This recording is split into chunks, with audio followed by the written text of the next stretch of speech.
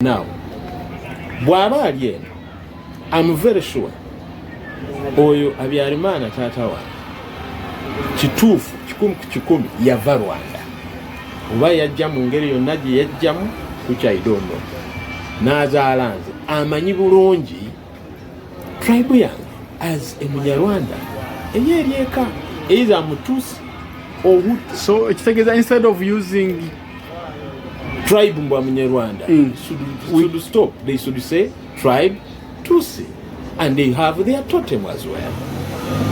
Take it. Now, for example, a Congolese has come. Have the Conga Zewan. Babu is a tribe. Nagamba mwe Congolese. That is a tribe. No, it's not. Okay, let me go to Rwanda or to Tanzania. I'm filling a passport or something. They ask me, what is your tribe? I say, I'm a Ugandan. No, I'll say I'm a Bunyoro. That is my tribe. From which region?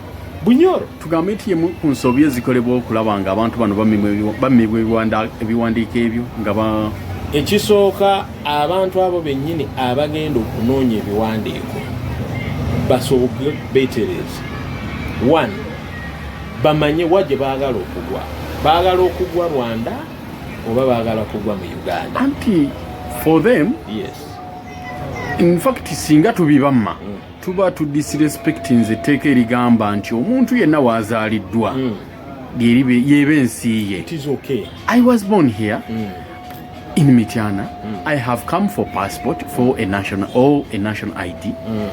Nongamba tojja kugifuna because oyina akakwate ku Rwanda wikifaanananga. That is because my grandpapa came from Rwanda to Uganda. This is a self-interview. You are called who? I'm called Mbabazi something. What is your tribe? If I was born in Mityana, in most cases Mityana is Baganda speaking area. You can easily say, I'm a Muganda. Osobola ogweweeyite kyotali. But by birth nzaliddwawa. Singa eggwanga lituuka ne likigwamu nti wali limba bw'oba olemeddwa gamba ng'oli Mutuusi oba Muhutu oba Mutwa, then get a tribe in Uganda gy'ozaalibwa. Let me give you another example.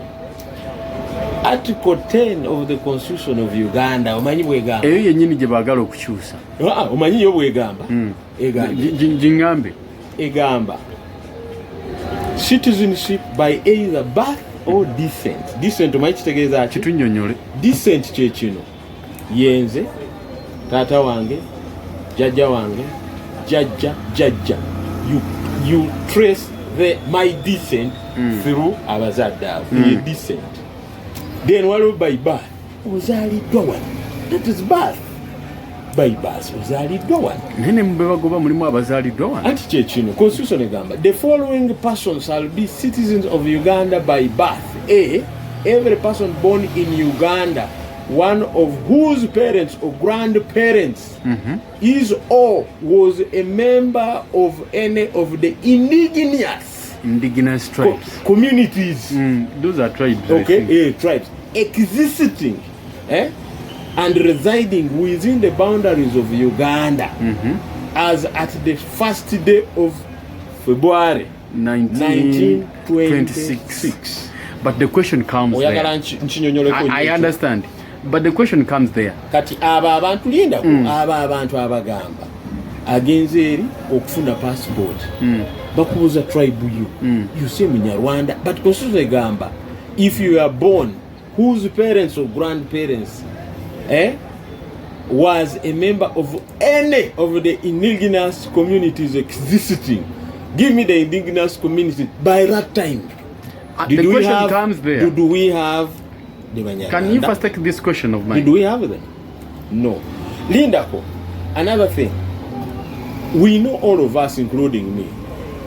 My grandparents, whom I didn't even see, might have migrated from other countries. Let me refer you to the history we studied. There's what we call the migration, the Bantu migration, the Hamites, the Nilotics, how they came. They came through the process we call migration. So when they came, they settled. So those ones who settled before 1926, when the boundaries were being formed, those are the indigenous communities. Let me first ask you this question. Okay. By then, the year you were saying, we had a territory known to Uganda. Are we together? I think we are together. We are on the same page. Yes. Uganda formed in 1962. Yeah. Not so? So how can you chase a person, eyaja mu Uganda, before 1962? Ngomugamba, you are not a Ugandan. Yet, No. yet Uganda was created officially in 1962. The other years, yali territory. It was a British protectorate. Kyali kikumiro. Oba kankiyite nti olukomera lw'abazungu lwali bateeteseewo. Saawa zino byonna ebitusinga okukola tukopa our masters, colonial masters. The colonial masters, be bateekako ne boundaries okwawula. This is Uganda, this is Rwanda, this is Sudan. Okay? So be bateekawo in 1962 eyo boundary gye bagamba gye twatandikirako. It was already Uganda, but being under the control of the Europeans. But the 1962 you're talking about, it is when the Europeans went, then we became the rulers. But during that time, we were ruled by the British. And so, leave alone the administration of the whites and the administration of the blacks. It did not change. Mr. Wycliffe, by then, during 1926, yes, we had kingdoms, not countries. Fine. Like Uganda. So how can you start recognizing a person nti gwe toli munna Uganda ng'ogerageranya n'omwaka ogwaliwo ebiseera ebyo ng'eggwanga teririwo? Kubanga twalina Buganda, Bunyoro, Ankole, and other kingdoms. Did you hear Banyarwanda? It wasn't there. It was there. In that, where was their headquarters? Anyway, my viewers, Timunkwata Bobi, I'm not fighting the Banyarwanda. Banyarwanda are my people and my friends. But what I'm trying to say, Nadalanyo any young Mnyarwanda who wants to get services from where he is, first of all, know your history. Secondly, know where you want to belong. Do you want to belong to Rwanda or do you want to belong to Uganda? Now, me, I'm giving simple advice. Here we have many Rwandans who come from different corners of this country and who came earlier and recognized that they are and they are going to be in Uganda forever. They will never go back. What they did, they accepted to be Ugandans. Let me give you an example. When we go to southwestern Uganda, we have a region called Kigezi. Kigezi has Bachiga and Bafumbira. But in reality, Mufumbira is a real Mnyarwanda. You get me? So we go somewhere else. We go here in, I think, Kanungu and Rukunjiri. There's a group of people who decided to call themselves Abahororo. But when you trace them properly, they're Banyarwanda. Now, I'm asking these young people who are looking for papers to be Ugandans, why can't they say, where I was born in Mitiana, my father came here, my grandfather came here since between 1926, let me say up to 1930. Can I call myself a Mnyarwanda? Automatically, I will be a Ugandan by law. Even by birth, I am a Ugandan. So when I'm going to get my documents, I have to say I'm a Ugandan. What tribe? Where was I born? Am I associating myself okugeza to Kanungu? Then I'm a Moro. Ekyo mbanda bange ekikujjako eddembe lye ery'obwebange erigamba nti Katonda yakutonda ng'oli Munyoro. So now you are hiding to be Omuganda to get Now choose the two. Choose the two. Do you want to be a Ugandan or a Rwandan? Choose the two. Because this boy or this girl, if he goes to Rwanda and they ask him, what is your tribe? What will he say? Will he say I'm a Munyarwanda? He's in Rwanda already. Will he say I'm a Munyarwanda? Okay. Will he say I'm a Ugandan? Surprisingly, if he goes there, they will tell him, go back to Uganda. You were born in Uganda. Meaning you are a Ugandan. So, young people, please, see where you are supposed to attach yourself. I will give you an example of Frank Gasumba. Frank Gasumba is what? He's a Munyarwanda. He's a Muganda. Go and get his documents. By descent, he's a Muganda. By even training, he's a Muganda. By character, he's a Muganda. Gasumba is a Muganda. Go and get his passport and ask the tribe of Gasumba. You think the tribe is Rwanda? The tribe is Muganda. And why? So the way forward is now that is Gasumba. Is to hide into other tribes. No, you mean Gasumba is hiding? He's hiding no because way, he's no longer Muganda. I give you another one. Mukasambide. Mukasambide, if you trace him, he's not a Muganda. But his passport, is it reading the other side? No. So please, I know people who are who are reading this thing. The majority, they have that connection. So there is no need of amending the constitution? For what? To say Banyarwanda is a tribe. Okay, in simple summary, Bunyoro, as a Banyoro, they have their own districts. Namely, Hoima, Masindi, Chiriandongo, Kagadi, Chivale, blah blah. Buganda, the same. Mitiana, Kivoga, Kampala, Wakiso. We go to Ankole. They are there. Isinjiro, Mbara, Mitoma, all those are Banyankole districts. Now, ask me, where are the districts of Banyarwanda in Uganda? Where are they? Give me one. We don't have districts. Eza Banyarwanda is zitwali government ziri recognized izo za Banyarwanda. Naye twina roving communities mu Uganda nga zote zimanyiddwako settlement zezirina. For example, like Banyarwanda. Man, I have told you, choose the two. Either you are a Ugandan, so what do we want? Or a Munyarwanda. Boche basinga okwagala. Tusobola okubeera constitution netegeera nti we have roving communities mu Uganda. No. Abanyarwanda bokka si be bakayana ku kino. Tulina n'abakyotala. Nabo bakayana babajjako eki. Waliwo n'abantu abalala bali ku border ya Kenya ne Uganda. Bakuba mbeera biddemu be bamu ku bakayana. Bakayanira ebiwandiiko ebyo. Olw'okuba bali e Kenya ne Uganda era babibajjako.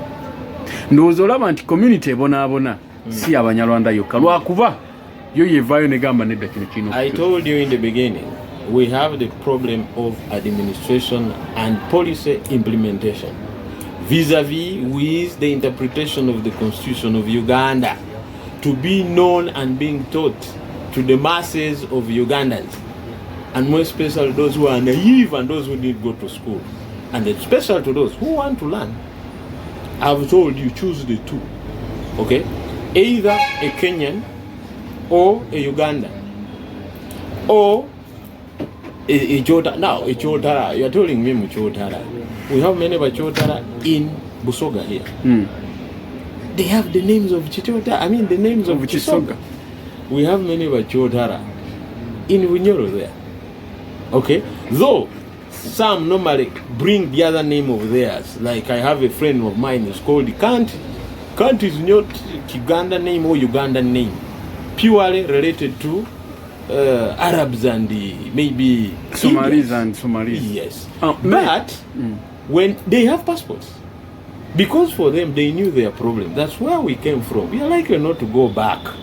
Home is here. Now I'm a Ugandan. Baina nempako. Petty name. Kakati yeah. Kunsi gy'olaba ekula bweti ndaba kati East Africa yalina amawanga 3 we are now over 7 yes twagala evidence emu bwe tugenda okufundikirira awo twagala evidence emu bwe tuba tugatta tukyali mu kulwana okugatta East Africa evidence emu tusaanidde okuleeta bino nti onamibwa ebiwandiiko olwokuba ng'ekituufu naawe okimanyi is a Ugandan azaaliddwa kuno ekuva emabega n'emabega bajjajjaabe bali kuno n'omumma ebiwandiiko naye nga otembeeta enjiri ya East Africa ebera eggwanga limu so with this kyabwenkanya ekyo now for the issue of tribe or tribalism at the level of East African community awo tuba tudda mabega. Actually we need to think broad and bigger beyond tribes. Why do I say so? Uganda or the government of Uganda is the one pioneering that matter of East African community of joining East Africa into one country. Nowhere. Yeah, it is Museveni. Nowhere. And he's the president of Uganda. This is okay, but first of all, it is Uganda lacking behind in form of fulfilling the conditions. How? Of becoming one country community. How? First of all the constitutions of those member states, they say a president will be running for only 2 terms. You know ours, how many times he can decide to run for. It's now 39 years. So we don't tally. Now, we are in these conflicts. Okay? The constitution of the East African constitution they are setting up, or the one they set up, they want us to move at the same pace, at the same page, both politically, economically, even socially, maybe, but mostly politically. But we have an political issue in Uganda here. When we go to elections, the issue of human rights is key worldwide. Era nayo nsonga ya ddembe lya buntu. That's also another human rights whatever. I told you in the beginning, because these Rwandans over 6 million, yes, they are likely to be chased away from Uganda because they are not qualifying, according to the constitution, they are not qualifying to be Ugandans. No, if their parents were here on the first day of February 1926, you don't deserve to call yourself. That's what they want to amend. Let them go. Because I've seen them going to the president, okay, and other leaders to help them about this. I'm telling you, the president will tell them this. We will refer them to this Article 10 of the Constitution of Uganda. And it must be amended. No way. The issue is when even Uganda wasn't there. The leaders, wherever they are, let them teach their people. If you know your descendants were here before actually 1926, okay, please, and you are born here, then you qualify to be a Ugandan. So when you go to these government offices and you are looking for an official document, they give you a simple interview. What's your name? Mention your full name. What is your tribe? A tribe. You have to choose a tribe in Uganda. However, if they think they don't have a belonging tribe and an identity in terms of district and region, our president, Yoweri Museveni, is good at creating districts. Let him choose, through their help, through consulting them, which area would you like to be identified from as a district. Can we find a district where there is no any like Ngatwaliwo Gwanga or Kalicheriwo? But they have their own. If they call them themselves like that, President Museveni have a funny area by creating a district for them. Home district yeriwa. Tufundikirire ku nsonga ya East Africa eri. We are now Omanyarwanda oyo bwafa. Where is his ancestral home gyebamuziika? Where is it? Mityana kusinzira gy'obeera gyewazaalibwa. Then you Muganda. Bw'oba wazaalibwa Bunyoro, uye Munyoro. We have many Banyarwanda in Bunyoro. We know them as Banyarwanda, but oyina ensonga gye wakonyeko wali East Africa nti bwe tubanga tuzimba East Africa naye nga tukyali ku kyamawanga kwe tuba tufundikirira okwo mu dakiika nga 2-3 tudda mabega kati ndabanga gwe ali mu kwekuba engalike ng'ogamba ate anti kyengamba if it is kuba tuzimba nguudo Congo naye nga we are likely to lose over 6 million people okuva mu Uganda naye nga tuzimba enguudo Congo tufune market but tugenda ku losing over 6 million people nga bali chest out. First of all, it is our personal responsibility first of all to identify ourselves and know who we are before we take it to the authorities. Know where you come from. Home is the best. Where is your home? Is it Uganda? Is it Kenya? Is it Rwanda? Who are your parents? And for how long have they been here? According to this Article 10 of the Constitution of Uganda, ask yourself, do I qualify to be a Ugandan? If it is yes, please, when you go for an interview to get a national ID or a passport, please, you are a Ugandan of a tribe, for example, Muganda, where you were born from, or Munyoro, or Mufumbera, or Muchiga, or Muganda. We have Baganda who are of that kind. Awatufundikiridde olunaku lwaliro ku Daily News channel tujjako mawunga tunuulira executive order Museveni gye yafulumiza yagikusharingirako Mr. Wycliffe ogisomemu then tugikubaganyeko ebirowoozo ku nsonga eyo y'amawanga ago agatawaana n'ebiwandiiko tweyanze. All right.